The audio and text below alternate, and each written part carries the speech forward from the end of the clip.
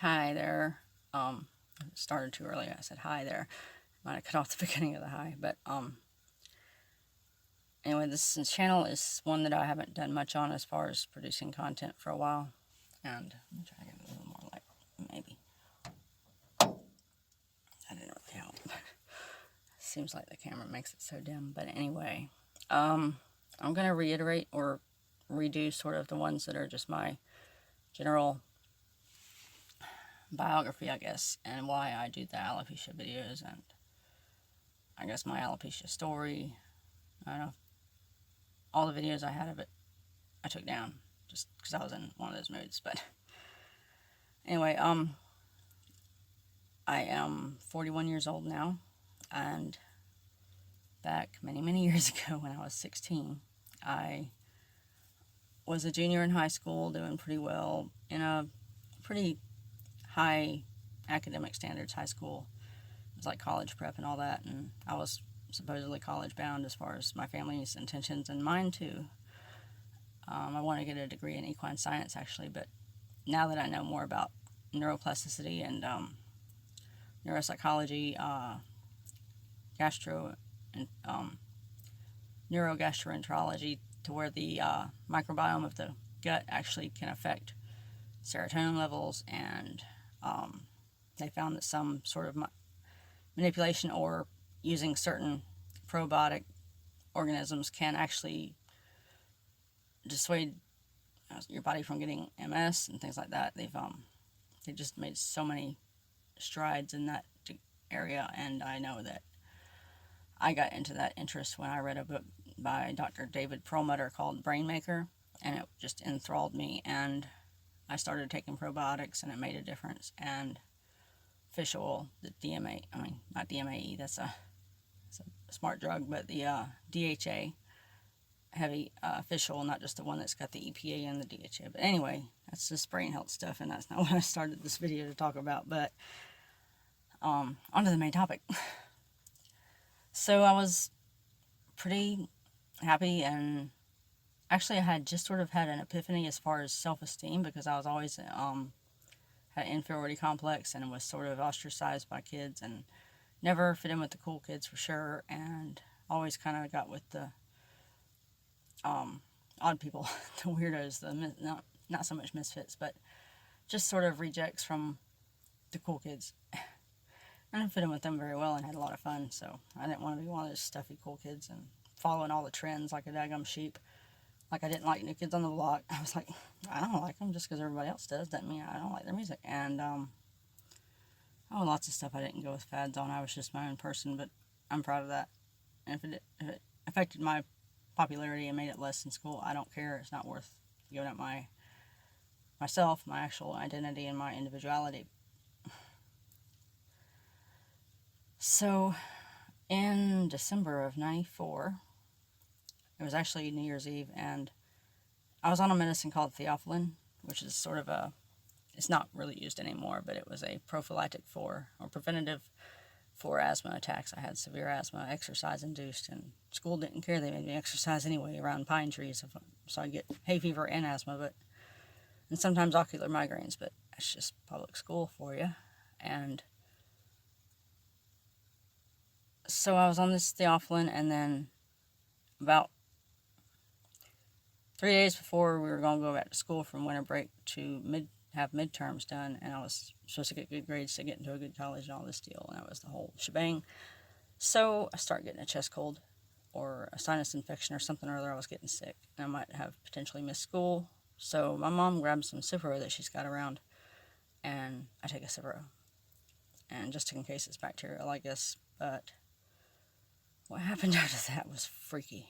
It was very scary, and because within hours it started right behind my ears, and then I just started this body heat came over me. My whole body got warm, and then warmer, and then unbearably warm, and I had heard slight things about that there's such thing as spontaneous human combustion, and I began to worry if that was going to happen to me if I kept getting warmer and warmer. I went out in the backyard. We had a pool. It was December 31st, and I was seriously considering jumping in that pool to cool myself down because I felt like I was going to just catch fire. And which is extremely disconcerting and terrifying, really, in a way. It's almost as scary as when I had an ocular migraine on the side of, just riding my bike down the sidewalk, and I was about 12, 13, and all of a sudden everything white got really, really, really bright, and everything not white got darker and darker and darker, and then it was black and bright white, and the bright white went away, and I was totally blind with making sure my eyes were open, and like, I can't see, and debating on whether to, holler help, because I wasn't sure if somebody malevolent would come and help me, supposedly, or hurt me. But I think that only lasted about 20 seconds. It seemed like 2 minutes, but vision came back. They did a CAT scan on my head, and no problems, no tumors or anything. So, but anyway, the comparison, the heat reaction, the drug reaction between the theophylline and the Cipro was dramatic and severe and scary. So I wound up just not jumping in the pool, just going on to sleep and thinking maybe I'll be better when I wake up, because I couldn't handle it anymore. I didn't want to be aware of it. If it was going on, I would rather be unconscious, slumbering away while my body did whatever it was doing, or the drugs did whatever they were doing to my body. When I woke up on January 1st, 1995, I was okay again. No heat, no redness. Because I had turned, like, my skin got red, and then even if somebody held their hand right over me, it felt like the heat radiating. I was as if I had a bad sunburn, because that heat will radiate. You get near somebody's skin that has a bad sunburn, it's just that inflammation. So I thought, okay, well, that's over with. Within a week or two, I started seeing a lot of hair on my pillow, and then hair just started coming out. My mom took me to a dermatologist, and they said immediately, it's alopecia. And I was like, aloe what? Like the aloe plant? Like, is it good for a cut? And that first dermatologist was kind of unscrupulous, I believe, because he was assuring me that he would be able to get my hair to grow back, even though I'm pretty sure he knew it was AU, the alopecia universalis, which that sudden of an onset and that severe, the most severe form of alopecia that robs all your hair everywhere, is the most unlikely to go into remission or respond to treatment or anything, or just, we're in the boat that's least likely to get our hair back. So I had to put on wigs around the beginning of February, because I couldn't hide it with hats anymore. And then, actually, the little bit of time I was wearing hats, I got flack from the kids at school, because that school policy was you're not allowed to wear hats, but they made an exception for me. And also I had a broken arm, so I was allowed to wear t-shirts too, and it was a school where you had to do a dress code, and it was more uppity. And so, like, yeah, I'm supposed to wear, I'm like, I got my arm in a long arm cast. I can't really fit any other shirts over me. I have to have the arm not even in the sleeves. They didn't really mind that. They could see why that was, but the hats there, you're not allowed to wear hats. You're not allowed to wear hats. And I was not willing to tell them why I was wearing the hat, or take it off and be like, don't you see why? Can you leave me alone, please? Because I was just so mortified. And even that, I guess the last year and a half of school, the last half of my junior year and the entirety of my senior year, I wasn't ready to be open about it. Even, we had a senior room for the seniors, and on study periods or before school, during lunch, whatever, we could go in there. There was couches. We could draw on the walls. They just repainted them every summer for the new senior class. It was really cool.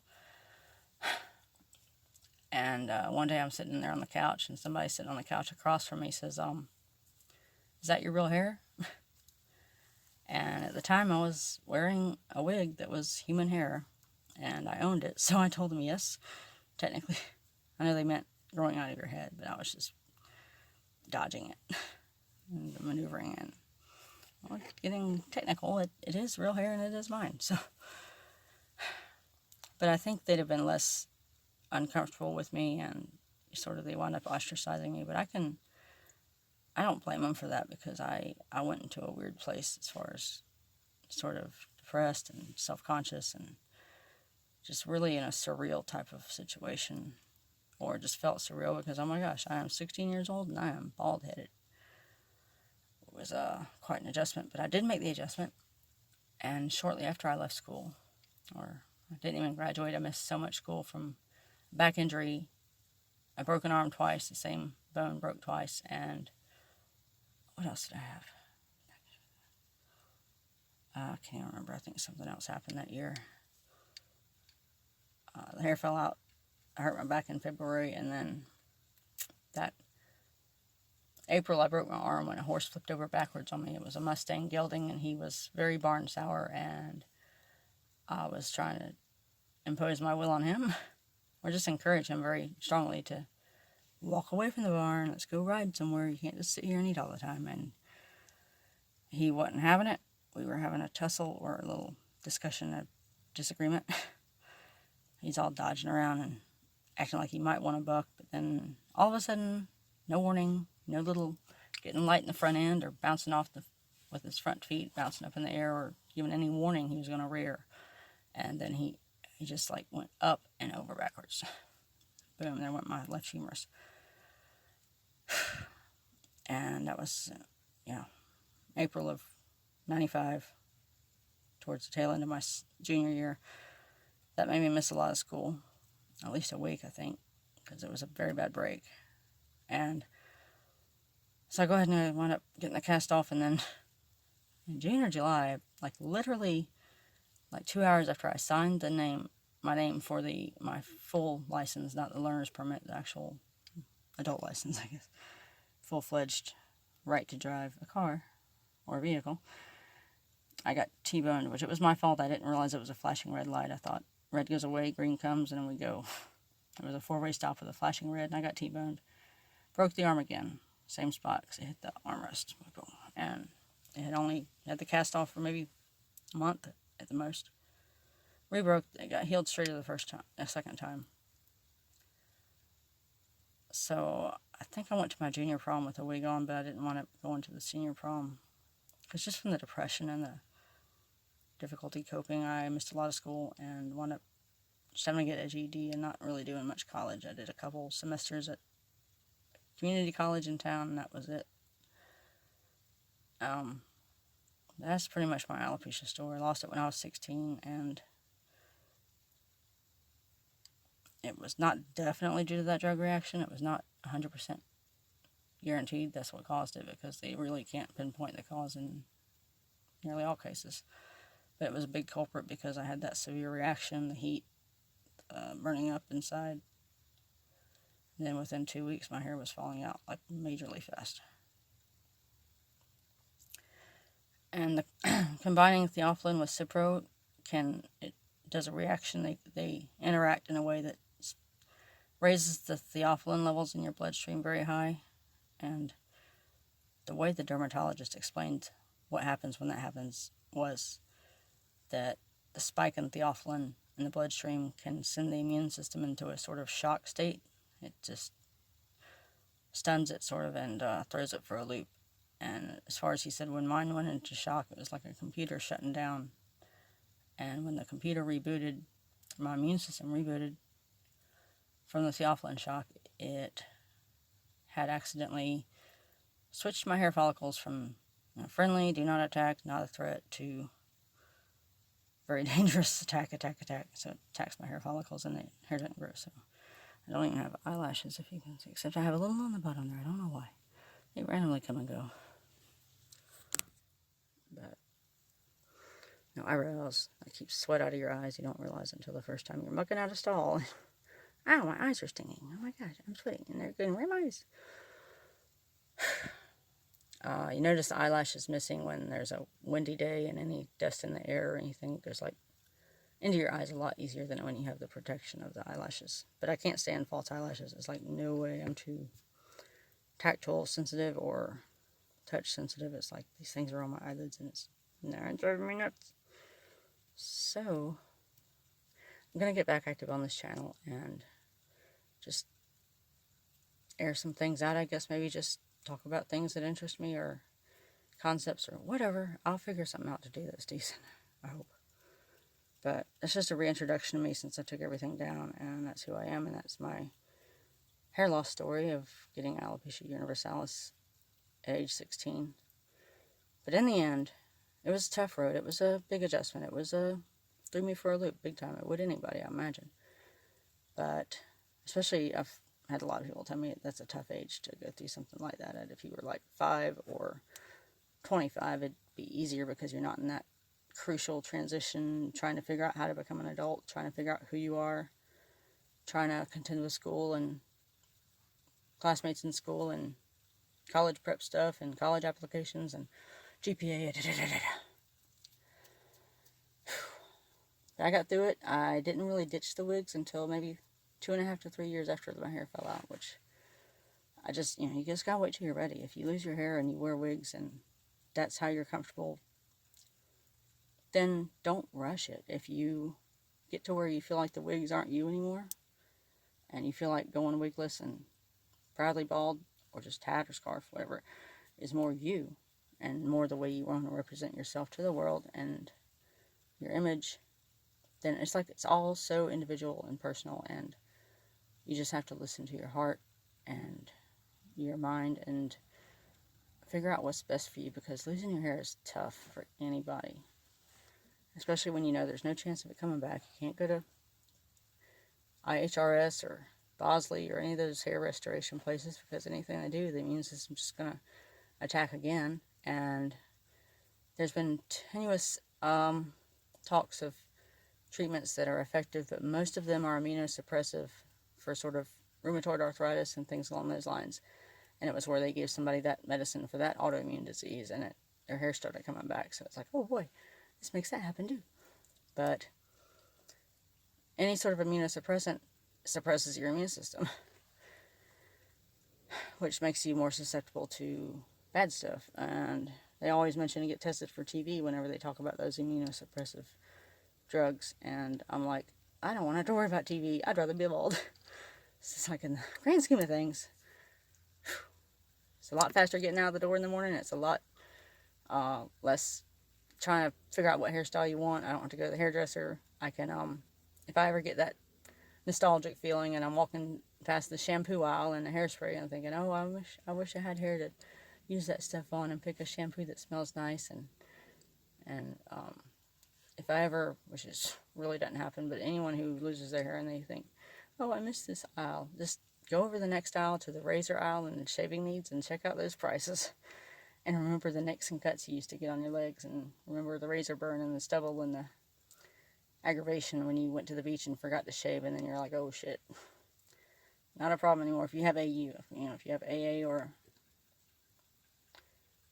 AT, alopecia areata, the most mild form, or alopecia totalis, where you just lose the hair above the neck, pretty much, then it's not as convenient. You don't get that little perk. But anyway, that's it. I've rambled on enough, and thank y'all. I hope it was enlightening, or at least you got to know me before I start loading this channel again.